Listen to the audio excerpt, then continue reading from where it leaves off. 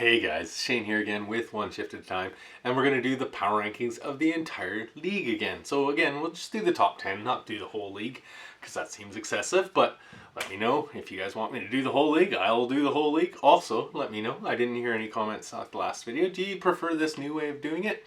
If you do, let me know. If you don't, let me know. I like to do it the way you like it. So we're going to start off with number 10, and they're going to squeak in there with, it is Boston, the Boston Bruins. They have really turned things around since the acquisition of Taylor Hall. I think it's been a very big breath of fresh air for both the team and the player, and they're both playing some really good hockey. Brad Marchand leads the way for the Bruins in all categories. He's got 26 goals, 32 assists for 58 points. Damn, he's good. I'd love to have him on my team. You hate to have him on the opponent's team. Number 9, the Edmonton Oilers. They're going to squeak into the top 10 this week as well. They've been playing some really good hockey, starting to heat up at the right time. My God, is McDavid a cheat code or what? That guy is just absolutely insane. I hate, like tonight, when you're watching him play against your team, and you know when you're only up by one, that at any second he can just come down there and change the game at will. It is absolutely insane. It's also nice to see, after being a healthy scratch for a couple months, that James Neal is back. He got a point tonight. At least the game's still going on, so he may get more. Who knows? It is good to see him playing better. I do like all the Oilers, even though I am a Flames fan. That seems weird for a lot of people. Also, winning those 2 games against the Jets were just absolutely crucial, pushing them into second place.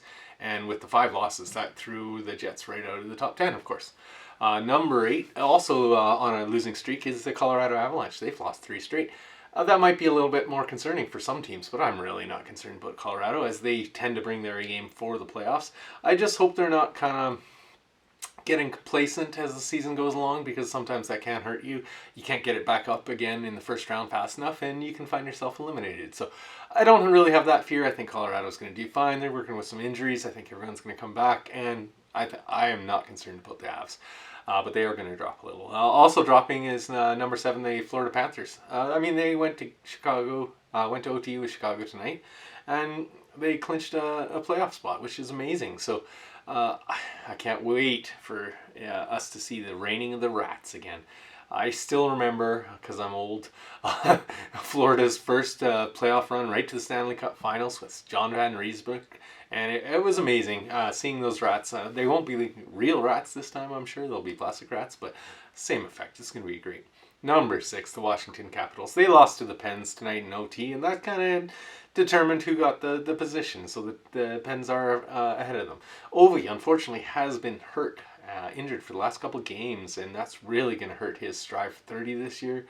But I think most Caps fans would agree that that's not really the important thing. The important thing would be getting him back and healthy come playoff time, and I think that's when what's going to happen. So, as I said, I think the Caps will be fine.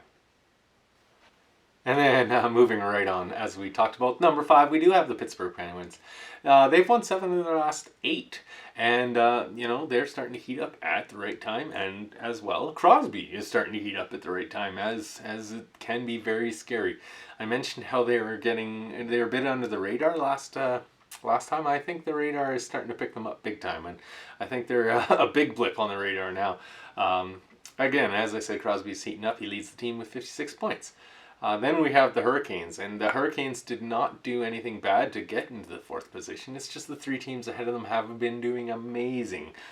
So again, it's just awesome to see Carolina fighting for the President's Trophy. They're still number 1 in the league as of right now. I mean, that's not why they got punished in the rankings, but they are on a 2-game losing streak. And compared to the teams that I did rank ahead of them, just right now they're not playing as well, and that is kind of what the power rankings are, is the current week-to-week kind of progress. Number 3, we do have the Toronto Maple Leafs, and they have really turned things around. They had those 2 tough losses against Vancouver, but they're well in the rearview mirror now. They had 2 very important games, which they were able to win against the Jets, and then they also beat the Montreal Canadiens and the Vancouver Canucks. They're now on a 4-game winning streak, and they've clinched the playoffs, and I think they're getting pretty close to clinching that number 1 spot. Only the Oilers can really challenge them for that now. Well, let's see how it can go. This is going to be exciting right down to the end. I love this. I love hockey, and I love the end of the season and playoff hockey. Number 2, we do have the Tampa Bay Lightning. They're on a 4-game winning streak, and they had 2 big wins over Carolina, which is why I did give them a bit of the edge over the Carolina Hurricanes in this power rating.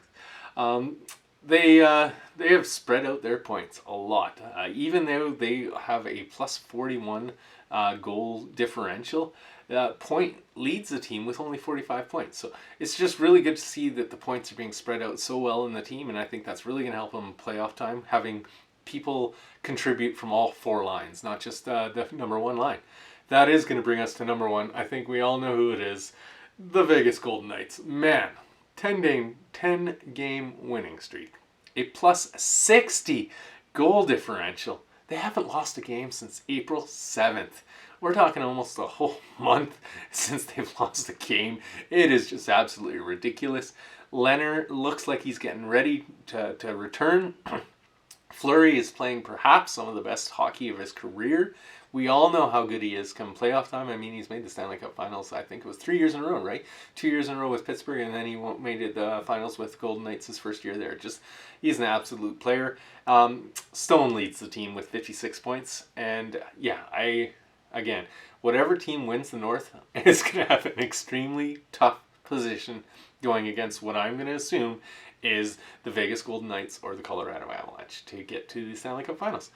Thank you guys again for tuning in. I really appreciate it. We're getting a couple videos that have gone over 100 views now, and that is just amazing to me. Please continue to like, share. If you haven't, please subscribe. It really helps me a lot. I'd love to hit that 25 subscribers before the playoff starts, so please, if you haven't yet, hit that red subscribe button. You guys have a great one, and we'll see you in the next episode.